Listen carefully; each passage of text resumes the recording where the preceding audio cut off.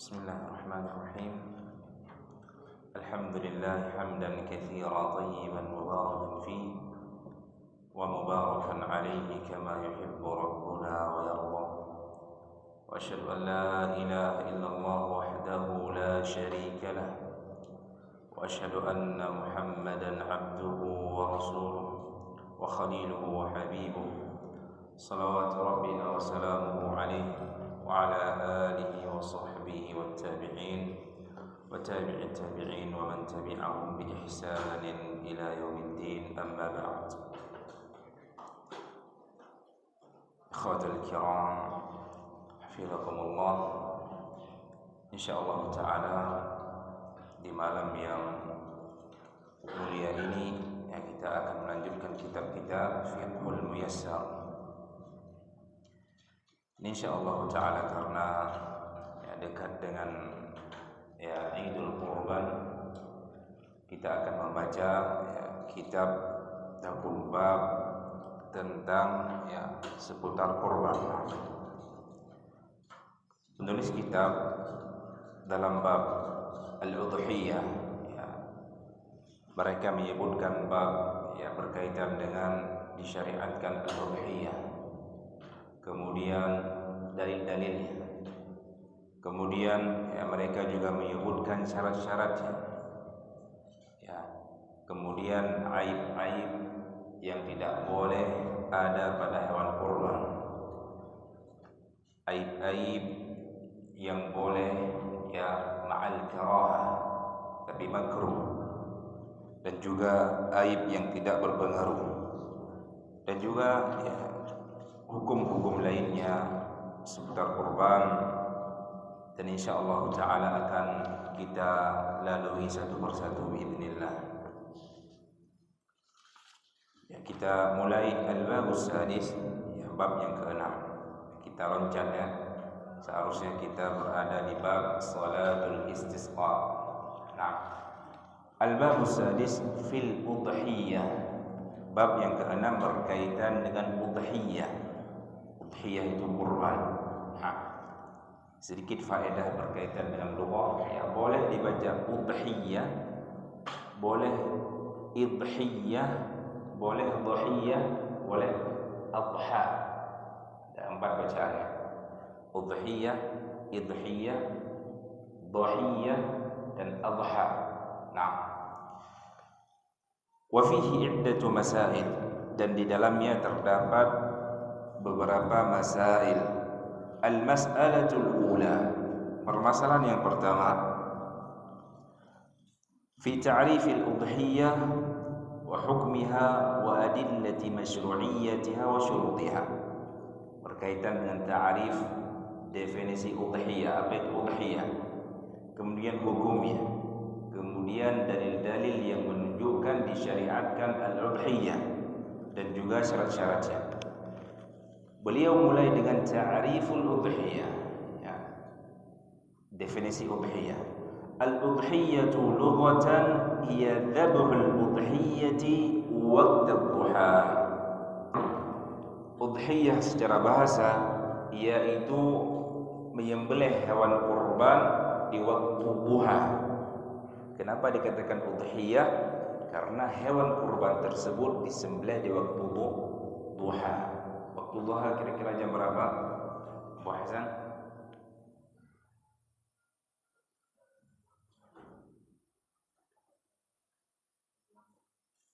Sekitar jam 6 lewat ya.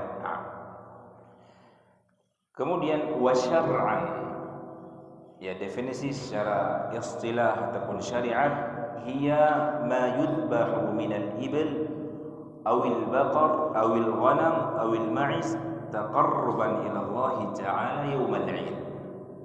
Secara syariat, udhiyah adalah apa yang disembelih dari unta, sapi, sapi masuk ke dalamnya jenis apa?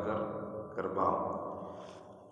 Awil ghanam, ataupun ghanam, kambing, masuk ke dalam domba. Nah, awil ma'iz, al-ghanam domba, awil ma'iz, ma'iz itu kambing. Nah, taqarruban ila Allah, dalam rangka untuk mendekatkan diri kepada Allah Subhanahu wa taala di hari Id. Nah, ini yang pertama.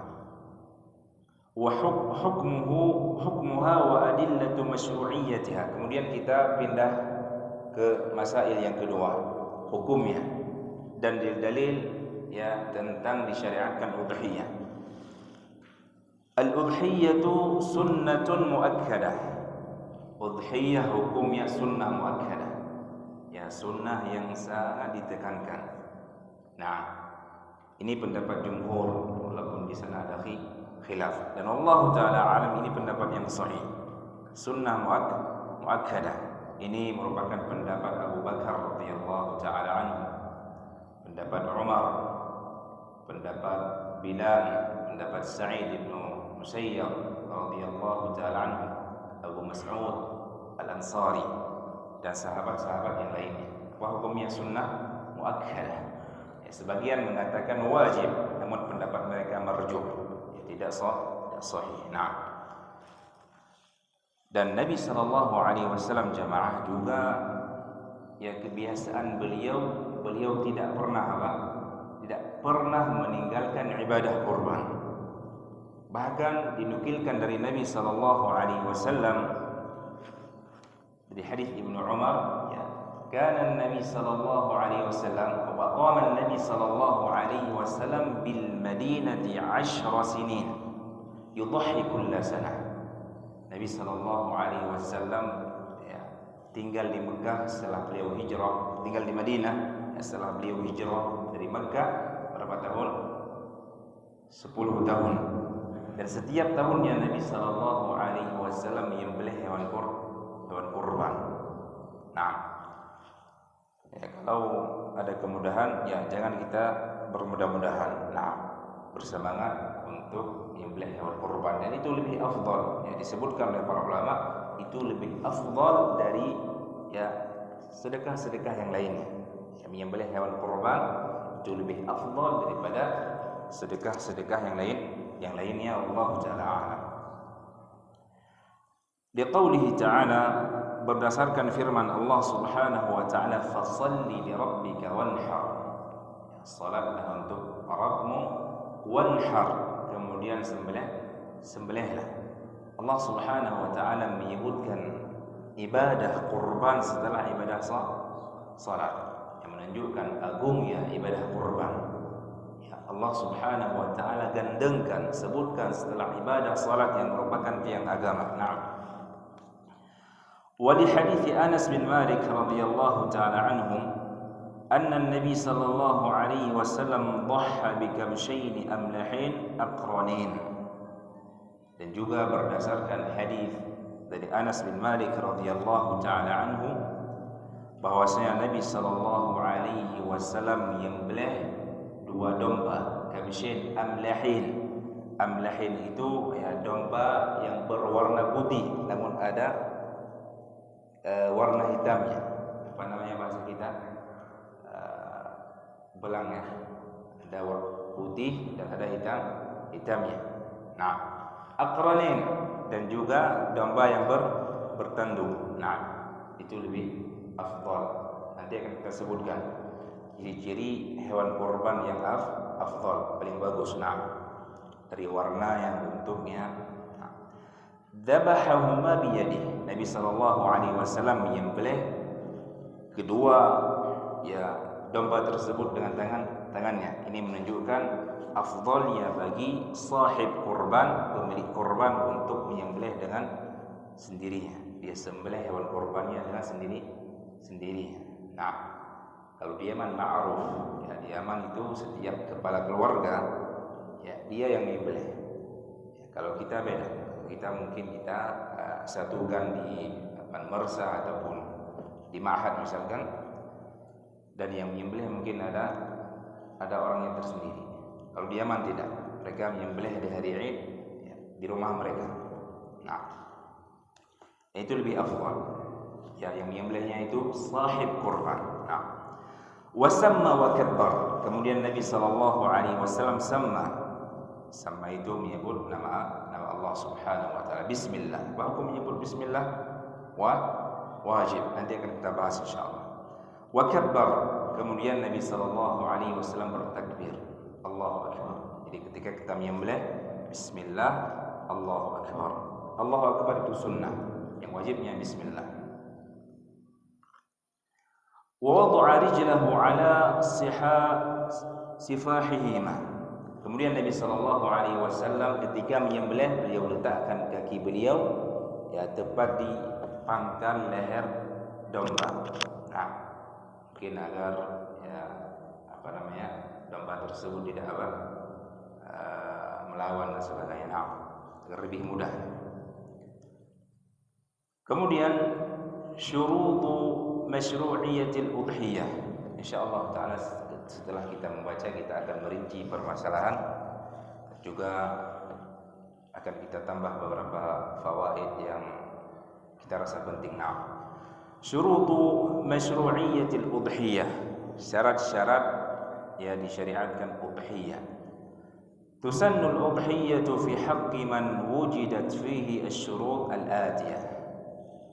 Ya, hewan kurban ini disunnahkan bagi mereka yang melengkapi syarat-syarat yang akan datang. Nah, yang pertama al-Islam. Syarat ya orang yang hendak berkurban yang pertama muslim. Nah, fala yukhatabu biha ghairul muslim.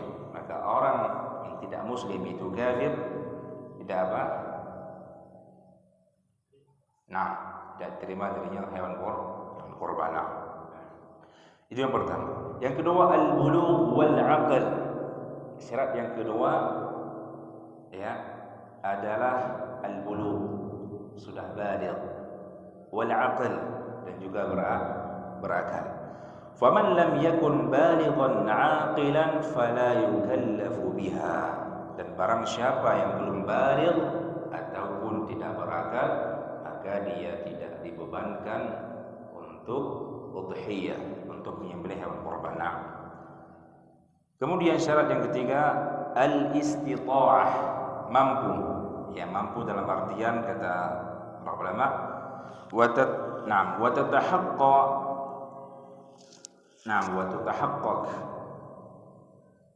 ataupun wa tatahaqqaq bi an yamlik qimat al-udhiyah zaidah an nafaqatihi wa nafaqati man talzamuhu nafaqatuhu khilal yaum al-'id wa ayyam at-tashrik.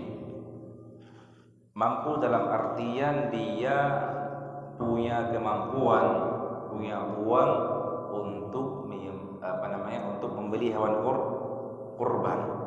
Ya, sisa uang untuk nafkah dia dan juga nafkah ya orang yang dia wajib nafkahi.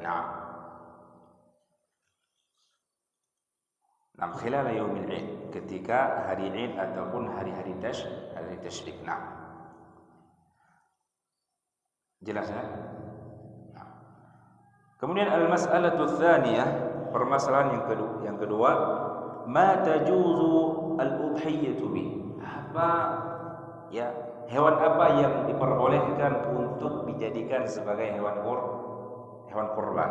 Nah, la tasihhu al-udhiyah illa an takuna, tidak sah udhiyah ya kurban kecuali an takuna min bahimatil an'am, hewan yang disembelih tersebut dari jenis bahimatul an'am, dari jenis hewan ternak. Ayam Yazid, ayam boleh enggak? Nabi sallallahu alaihi wasallam menyebutkan dalam hadis, man raha fi sa'ati ar-rabi'ati faka'annama qarraba dajajatan. Siapa yang pergi ke masjid di hari Jumat di waktu yang keempat, dia seakan-akan menyembelih ayam. Boleh menyembelih ayam?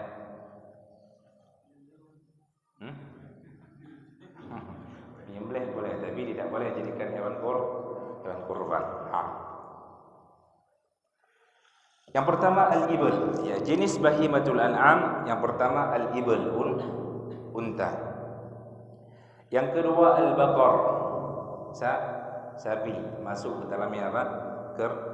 Kerbau. Nah, yang ketiga al-ghanam, domba, wa minhul ma'iz, termasuk juga ya, kambing kacang ataupun kambing yang lainnya. Nah, liqaulihi ta'ala, berdasarkan firman Allah Subhanahu wa ta'ala, wa likulli ummatin ja'alna mansakan liyadhkuru ismallahi 'ala ma razaqahum min bahimatil an'am. Dan bagi setiap umat, kata Allah, kami syariatkan bagi mereka syariat kurban, menyembelih, ya, agar mereka menyebut nama Allah Subhanahu wa ta'ala terhadap apa yang Allah Jalla wa Ala berikan kepada mereka dari bahimatul an'am. Bahimatul an'am adalah hewan ternak.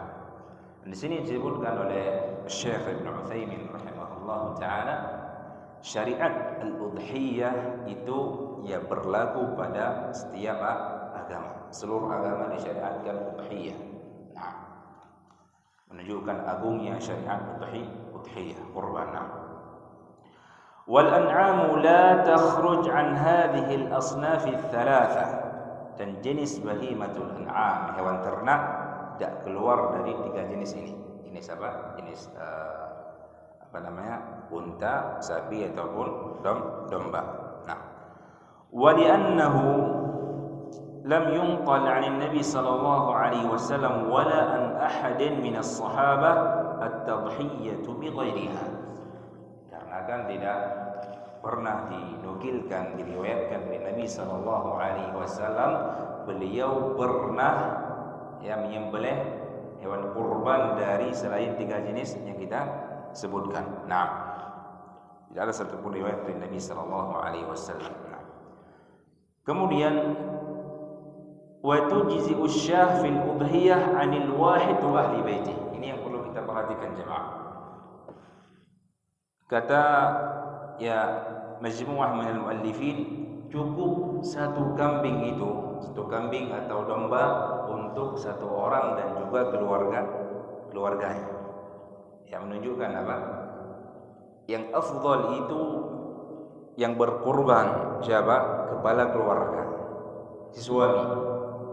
Dan satu hewan kurban, kambing, sapi, domba misalkan, itu pahalanya untuk dia dan juga dia niatkan untuk keluarganya.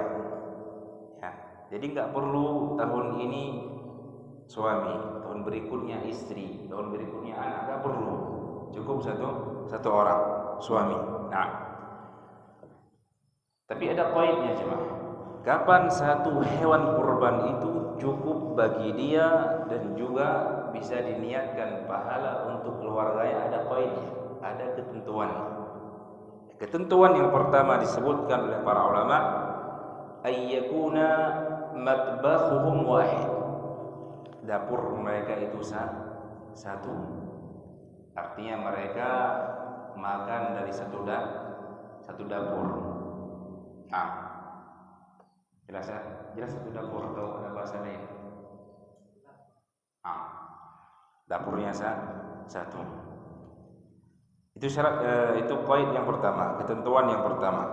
Yang kedua, ayyakuna ailuhum wahid. Yang menafkahi keluarga tersebut satu orang. Nah, walaupun disebutkan oleh para ulama, walaupun misalkan kita punya rumah, kita menampung anak yatim di dalamnya, tentunya mereka bukan bagian dari tidak ada hubungan kekeluargaan dengan kita. Namun ketika mereka tinggal bersama kita, makan dari dapur kita, ketika kita menyembelih, maka boleh kita niatkan pahala juga untuk mereka. Nah, karena dua syarat tersebut. Pertama, dapurnya sama. Yang kedua, yang menafkahi mereka juga sama, kepala keluarga. Nah,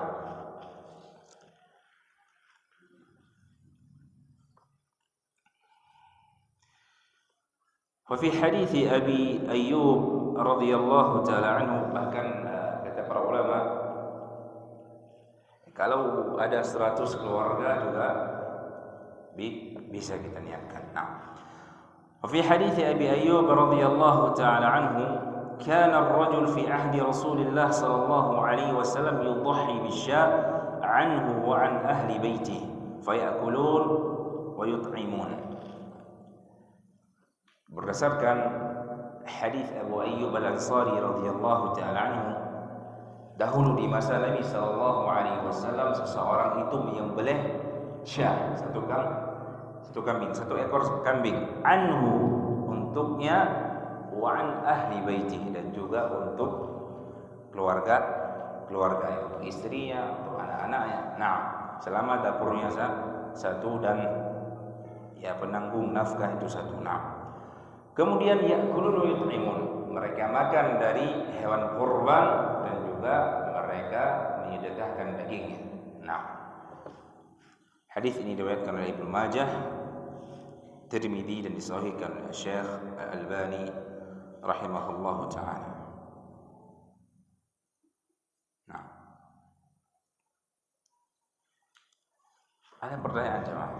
Kita tahu kalau kambing satu atau domba satu, ya, atau unta, sapi cukup untuk kita dan juga ke keluarga.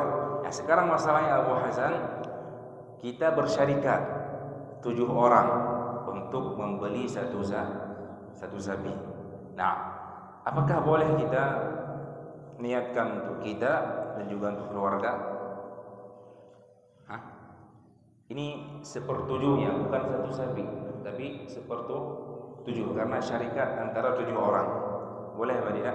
Nah, boleh. Karena Nabi sallallahu alaihi wasallam memposisikan 1/7 dari sapi itu sama dengan satu kambing. Nah, jadi boleh, dan ini pendapat jumhurul ulama, Ibnu Utsaimin, Ibnu Baz rahimahumullah taala.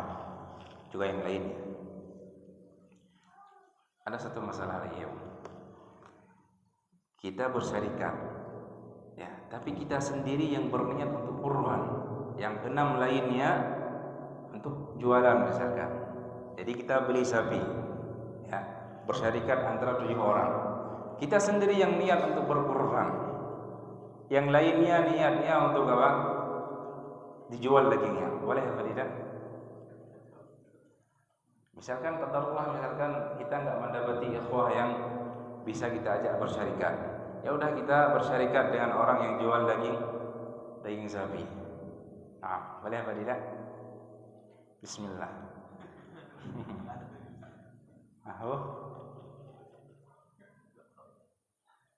Alhamdulillah. Yazid, Syekh Yazid. Boleh. Dinukilkan oleh Ibnu Qudamah rahimahullahu taala. Boleh. Dinukilkan oleh Ibnu Qudamah rahimahullahu taala dalam kitab Asy-Syarhul Kabir. Boleh. Qadarullah misalkan enggak ada ikhwah yang syarikat, ya sudah, kita pergi ke, kira-kira ada yang mau jual daging sapi, kita ajak mereka bersyarikat, enggak masalah. Nah, kemudian wa yajuzu at-tadhhiyatu bil ba'ir wal baqarah al-wahidah an 7. Boleh seseorang ya menyembelih berkurban dengan satu unta, satu sapi, tapi gabung 7 orang, bersyarikat antara 7 orang. Adapun unta, ya pendapat yang rajih, ya boleh 7, boleh 10. Kalau unta boleh bersyarikat 10 orang ataupun 7 orang. Nah, sebagaimana disebutkan dalam hadis Ibnu Abbas radhiyallahu taala anhu, kunna fi safarin ma'an Nabi sallallahu alaihi wasallam fa hadarna an-nahr fashtarakna anil badanah 10 wa anil baqarah 7. Suatu hari, ya, kami pernah bersama Nabi sallallahu alaihi wasallam di dalam suatu safar. Tiba-tiba datang hari Idul Adha. Maka kami bersyarikat, satu unta 10 orang dan satu sapi 7 orang. Nah, unta boleh 10, boleh 7. Nah, Di hadits Jabir radhiyallahu ta'ala anhu, naharna ma'a Rasulillah sallallahu alaihi wasallam 'am al-Hudaybiyah al-badana an 7 wal baqara an 7. Kata Jabir, ya, kami menyembelih bersama Nabi sallallahu alaihi wasallam di tahun Hudaybiyah, ya, unta an 7. Unta untuk 7 orang dan sapi untuk 7 orang. Nah, mana yang afdal ya jemaah? Ada yang bisa menyebutkan tertib mana yang afdal? Yang pertama, yang afdal itu badanah untuk 1 orang, unta untuk 1 orang. Kedua, sapi untuk satu orang. Ketiga, kambing ataupun domba, tentunya untuk 1 orang.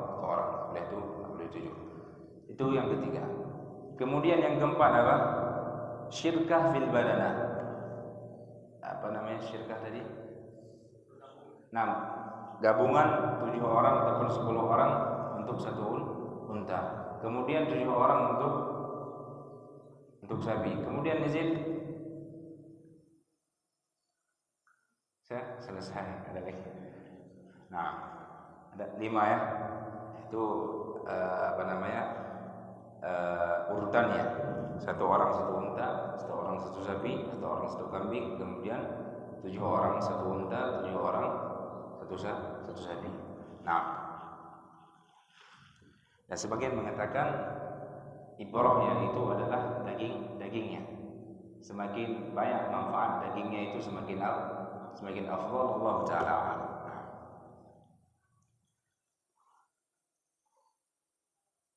Kemudian al-mas'alatu ats-tsalitsah, asy-syurut al-mu'tabarah fil udhiyah. Syarat-syarat, ya.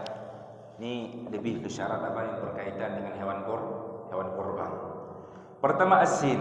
Ya, syarat yang akan dibahas yang pertama berkaitan dengan umur hewan kurban. Nah, yang pertama al-ibl, unta.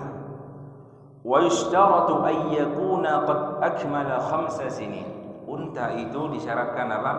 Genap 5 tahun. Genap 5 tahun dan masuk ke tahun yang ke-6. Nah, yang kedua al-baqar, sapi. Wa yushtaratu an yakuna qad akmala sanatain. Kalau sapi disyaratkan apa? Telah sempurna 2 tahun masuk ke tahun yang ketiga. Nah, kemudian ma'iz, kambing. Wa yushtaratu an yakuna qad akmala sanah. Kalau kambing syaratnya sudah sempurna 1 tahun dan masuk ke tahun yang kedua. Nah, masuk ke tahun yang kedua. Kemudian, nah, wali hadits Jabir radhiyallahu taala anhu, berdasarkan hadis dari sahabat yang mulia Jabir radhiyallahu taala anhu, anna Rasulullah sallallahu alaihi wasallam qala la tadhbahu illa musinnah illa an ya'sur alaikum fatadhbahu jada'atan min ad-dha'n. Kata Nabi, jangan kalian menyembelih untuk hewan kurban kecuali musinnah.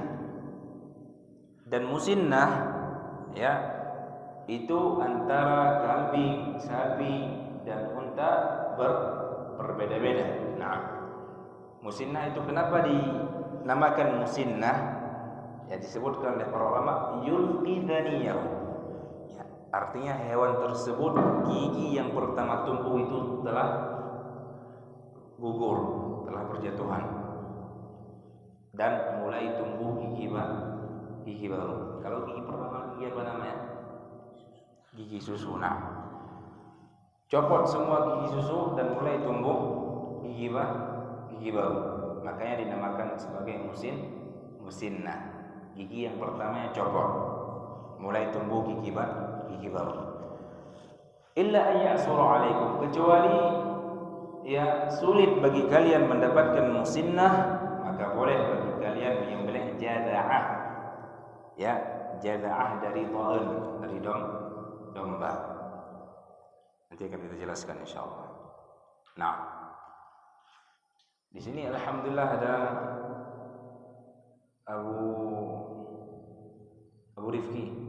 Nah, beliau lebih pengalaman tentang bagaimana cara membedakan musinnah. Nah, kalau nggak salah musinnah itu ya kalau dari kambing atau domba ya cara melihatnya ketika gigi susu yang di depan, yang dua yang di depan itu sudah copot. Ya biasanya kambing ya, atau domba kalau sudah copot gigi susu yang di depan, ya dua gigi susu yang di depan itu umurnya sekitar 12 atau 18 bulan. Ya, Insya Allah ya. Nah, kita lihat giginya. Dengan nanti antum di salah nanti tipu sama penjual jual kambing. Dibilangnya sudah musinnah, sudah 1 tahun, padahal belum. Antum lihat giginya. Nah, kalau dua gigi susu yang di depan sudah copot, itu menunjukkan umur kambing ataupun domba sudah 12 ataupun 18 bulan, sudah musinnah. Kalau dari sapi ya, kalau sudah copot dua gigi susu yang di depannya itu umurnya sekitar 22 bulan. Setahun berapa? 10 bulan, tinggal menunggu beberapa bulan lagi kemudian musinnah. Adapun dha'n nanti akan kita baca. Jelas ya? Kemudian wal musinnah minal ibl, kata beliau, malaha 5 sinin. Musinnah dari jenis unta itu apa yang hewan unta yang sudah mencapai 5 tahun, sempurna 5 tahun. Wa minal baqar malahu sanatan, dan dari sapi itu apa yang sudah mencapai 2 tahun. Nah, wa minal ma'az malahu sanah, dan dari kambing apa yang sudah genap setahun. Wa tusamma al-musinnah bits-tsaniyah, dan al-musinnah juga dinamakan dengan tsaniyah. Nah, karena gigi yang pertama sudah copot, tumbuh gigi baru.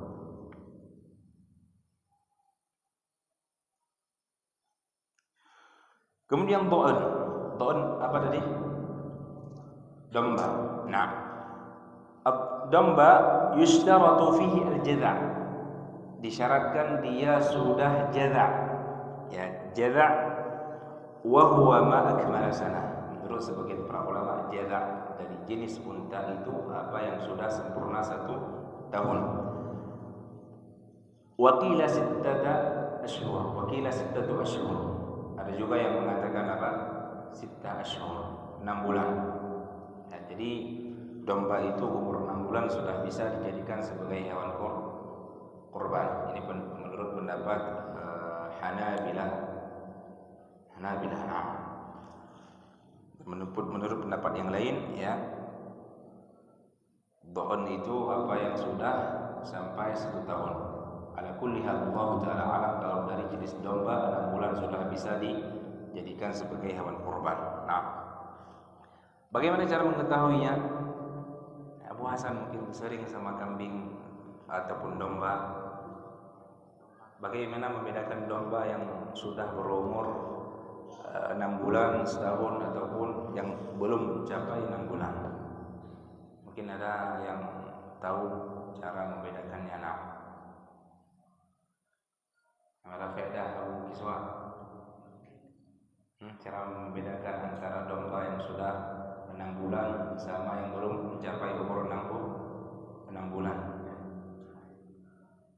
Tahu? Ada faedah Abu?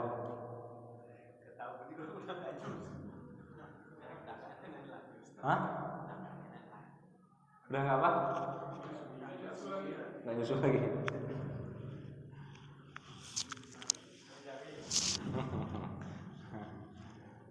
Ya, kalau nggak salah disebutkan oleh para ulama, di antaranya Imam Al-Khirati rahimahullah, ya, beliau bertanya kepada bapak beliau, kaifa ta'rifu ad-dha'n idza ajza. Bagaimana kalian mengetahui domba yang sudah jaza? Ya, yang sudah jaza. Ya, bapak beliau mengatakan ya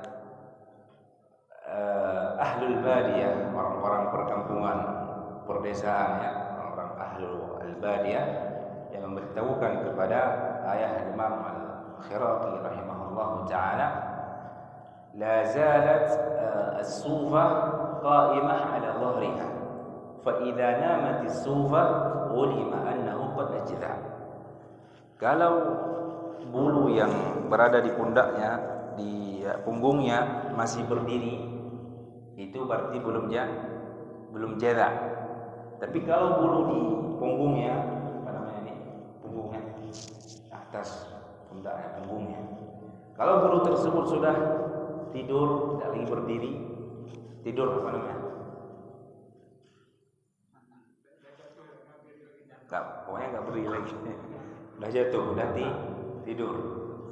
Karena dalam konteksnya disebut idza namatis sufa. Kalau bulunya sudah tidur, ulima annahu qad ajza. Berarti dapat diketahui, dipastikan domba tersebut sudah jaza'ah, sudah memasuki umur 6 bulan, sudah bisa dijadikan sebagai hewan kurban.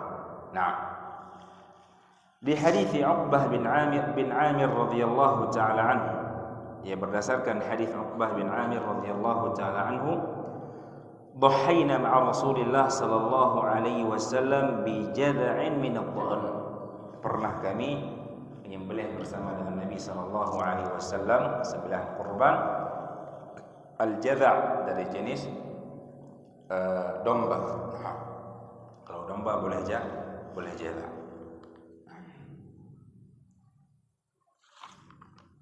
Insyaallah taala pada pertemuan yang lainnya kita akan menyebutkan syarat-syarat berikutnya.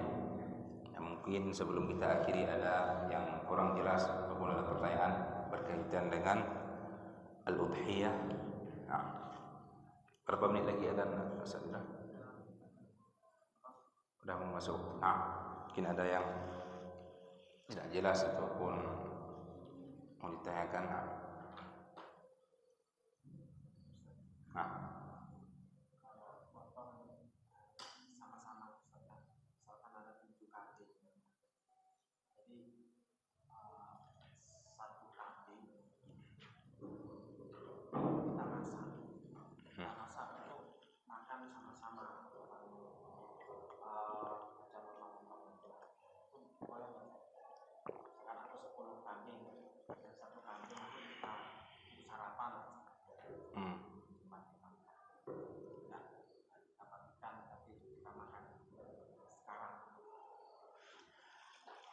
Nah, tentunya kalau ada 7 udhiyah, misalkan ada 7 kambing ataupun lebih, tentunya apa namanya, kita sebelumnya memberitahukan apa sahibul qurban bahwasanya kurban tersebut ya, diambil sebagian untuknya dan sebagian ditinggalkan untuk dibagikan. Apakah boleh kita sebagai penyembelih? Ya tentunya antum di sini tahu, bukan apa penjadar, bukan sebagai jadar, bukan sebagai apa namanya bekerja. Nah, antum tidak mengambil upah darinya. Nah, antum hanya sebagai orang yang bertawun, ya maka tidak masalah. Kecuali antum yang jadarnya, antum di apa namanya, nah dibayar, ya, maka tidak boleh mengambil sesuatu apapun dari hewan tersebut. Nah.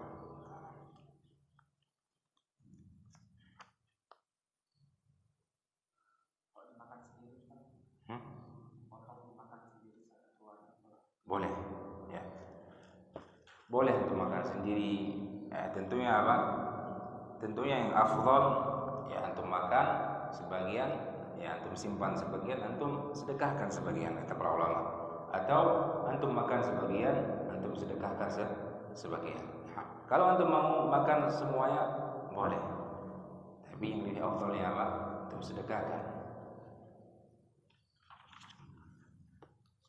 Nah, apa kata Allah Subhanahu wa taala? Fakulu minha wa at'imu al-ba'is al-faqir, ya begitu ayatnya saya bilang. Fakulu minha wa at'imu al-ba'is al-faqir. Jelas ya? Disuruh at'imu fakulu minha, makanlah darinya, dari hewan kurban, wa at'imul ba'is al-faqir. Kemudian disedekahkan kepada orang yang al-ba'is al-faqir. Nah, jelas ya? Nah, Allah Ta'ala. Kayaknya kalau mau dimakan seluruhnya bagusnya di mana? Disembelihnya di rumah. Takutnya orang nanti bersuudzon ini kayak pelit kali orangnya atau apa. Nah,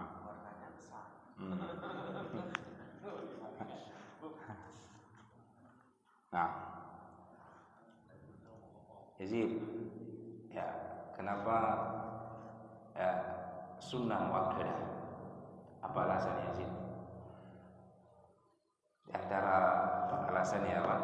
Karena hewan kurban tersebut akan menjadi tunggangan kita nanti di akhirat. Tapi hadisnya Allah dhaif. Hadisnya tidak sahih. Dalam hadis disebutkan apa? Perindahlah hewan kurban kalian. Makanya tidak ya asing, ya bahkan ada di dekat rumah anak, ya disikat, ya, dimandiin hewan kurbannya sebelum disembelih. Bahkan sebagian si lipstick mungkin dikasih, rupanya dimandiin, dibersihin. Ya karena memang dalam hadis tersebut disebutkan apa? Percantiklah, perindahlah hewan kurban kalian, fa innaha matayakum 'ala sirat. Karena hewan kurban tersebut akan menjadi matayakum, tunggangan kalian ya di akhirat. Semakin bagus, semakin bersih, semakin wangi, maka hewan yang akan kita tunggangi juga semakin bagus ya sih. Namun hadisnya baik. Tidak ada satupun hadis yang sahih tentang keutamaan hewan kurban. Nggak perlu disikat ya, nggak perlu disikat giginya. Habis waktu antum.